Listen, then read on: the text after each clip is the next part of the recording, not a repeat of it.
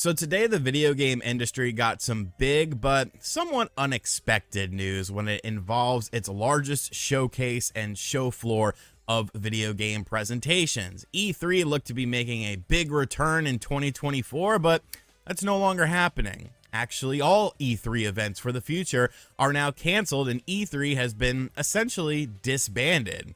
And upon first inspection, you kind of just view it as a sign of the times. Companies are able to put on their own presentations whenever they want, thanks to the power of the internet.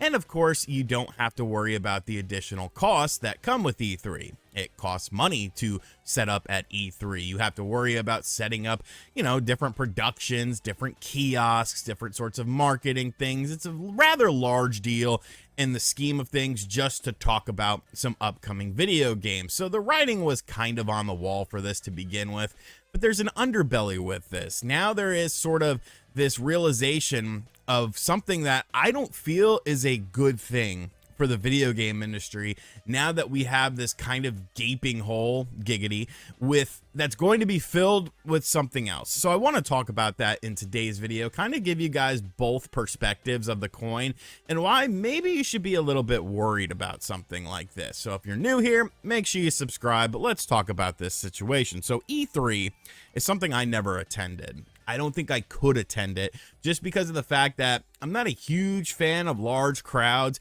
and seeing the people that I don't really care for, like that talk all the time on Twitter, the usual suspects. All these people always go to these events and stuff like that. It's always the same people. Your PAXs, your Game Awards, your E3s. It's always the same dorks that I don't really like. So yeah, it's probably not the best place for me. But as someone who's been in the video game industry covering it for quite a while now, I do have very fond memories of E3. Back when I used to work on Nintendo Enthusiast website, I would actually take off for all of E3, and all I would do was sit there and watch presentations and write articles like all day. It got to a point one time where I couldn't even bear to look at my computer screen anymore, so I had to put on some sunglasses, and I'll always remember I took a picture of it. I have no idea where that picture is, but I always enjoyed E3 as a writer because there was so much stuff to talk about, so much stuff to speculate about. We would have people on the floor there mingling and, checking things out as well. So it was a very fun time. And even as a YouTuber, I genuinely enjoyed it because you just had this block of video game announcements all throughout like 2 or 3 days of stuff. You knew when events were going to be happening, so you'd plan stuff, you'd have live streams, you'd have reactions. It was a very fun and honestly lucrative time if you're a content creator, whether it's writing or video format or podcast, no matter what it was. So it was a good thing in that sort of aspect. But like I said, the problem with E3 was the fact that, it costs money. And companies don't like to spend money, especially when they could do something on their own and not have to worry about the overhead costs. Why should I pay you money to showcase my game when I could showcase my game on my own time, on my own dime, and not have to worry about a middleman involved in this?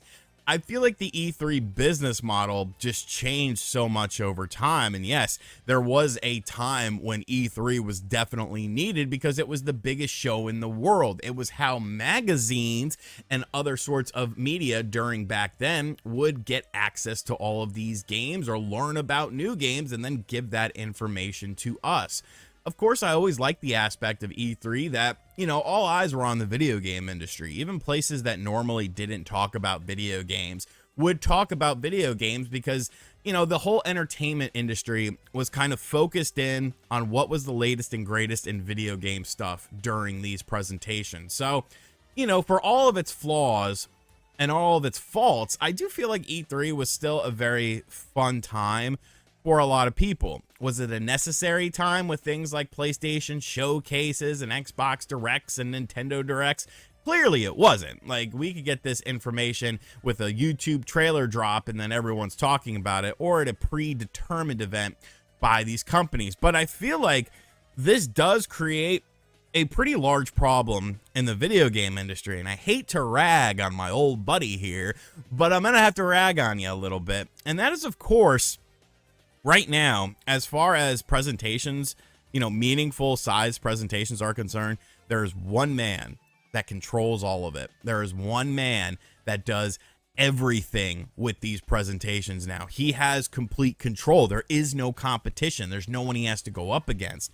I, of course, am talking about Jeff Keighley. Now, I don't hate Jeff Keighley as an individual, but I feel like I could finally sort of identify my issue with him in a clear and concise way. Like, what is it that kind of rubs me the wrong way with some of this stuff is that Jeff Keighley has a certain vision of the video game industry, and that vision is completely different than my vision of what the video game industry is. The video game industry is the largest industry in the entertainment medium. Point blank, period. Put it up against music, put it up against Hollywood, put it up against whatever. The video game industry trumps it. There's more money in it, and there's more companies making higher revenues than they do in these other things. Look at a video games release and how much money is made from that, and that's not the one release for the year. So that's really a story for another day. But when you look at Keighley's sort of interpretation about video games, it's very pomp and circumstance. You know what I'm saying? It's a very self-serving thing. He views this as something like a high prestigious thing. And in order for it to be prestigious and culturally accepted, you have to have things like musical performances that may or may not hit the mark. You have to have things like advertisements for things that may or may not be relevant to your viewer base. You have to have things like celebrities to quote unquote legitimize what you're trying to put out there into the sphere of the entertainment medium. And to that I say, poppycock. You don't have to cater to these dorks. You don't have to cater to to other industries that shunned away the video game industry and thought of it as a passing phase, and then it ended up becoming a global massive entity. Like, you don't need to pander to people who don't want anything to do with it because they wrote it off and are now trying to jump onto the bandwagon. I don't like the pomp and circumstance of these events. I don't like saying, you know, Summer Games Fest, oh, it's the whole month.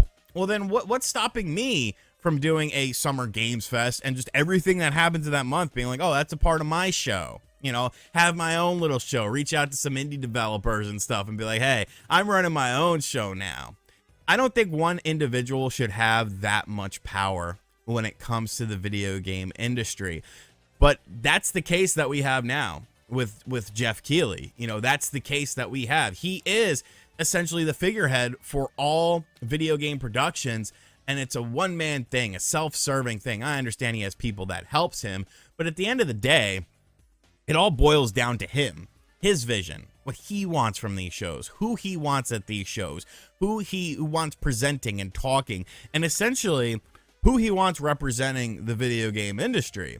And as a part of the video game industry, I have to sort of fight back on that, because I don't think that that's the way to go. I don't think mimicking other forms of entertainments, award shows, and presentation shows, I don't think that that's what the video game industry needs, because the video game industry is a lot more unique.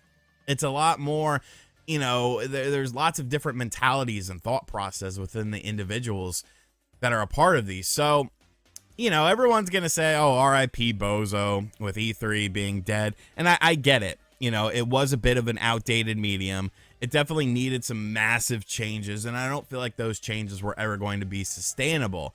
But on the opposite end, you know, now you have this person who pretty much speaks for the entire video game industry as far as any sort of awards and presentations go. And is that the person you want representing you? Do you feel like you line up with their viewpoints and their standpoints on video games and whatnot? Are you a fan of Hideo Kojima, Hollywood people, Gonzo, the puppet, or Muppet, I should say? Like, if you do, then that's cool. This is good news for you. But for the rest of us, man, I don't know. It's a little bit scary. I do hope that we still see companies do stuff as far as presentations are concerned in the summertime, you know, kind of like we saw this past year. And I hope they just kind of pick up the mantle and do it on their own watch, you know, do it on their own sort of terms and when they want to do it and how they want to do it, because I think these things are still interesting enough, especially if you have stuff to talk about. Granted, if you don't have stuff to talk about, just stay at home, work on your craft. But let me know in the comment section down below, how are we feeling about this? Do you have any fond memories of E3? Did you ever go to E3? If so, what did you experience? And how do you feel about the essential monopoly of video game presentations and award shows now dwindling down to just one individual. Do you think that's a good thing? Because I thought people don't like monopolies unless it's Monopoly the board game. I remember one time I was playing Monopoly the board game with my parents when I was like 12. My dad accused me of cheating and I flipped that board over. I was like, I'm out of this bitch. I had some anger problems. Anyways, guys, thank you for checking out this video. If you are new to the channel, be sure to hit that subscribe button. If you're watching Jeffrey, hi Jeffrey, it's your old buddy RGT here. And as always, I'll catch you guys on the next video. Later.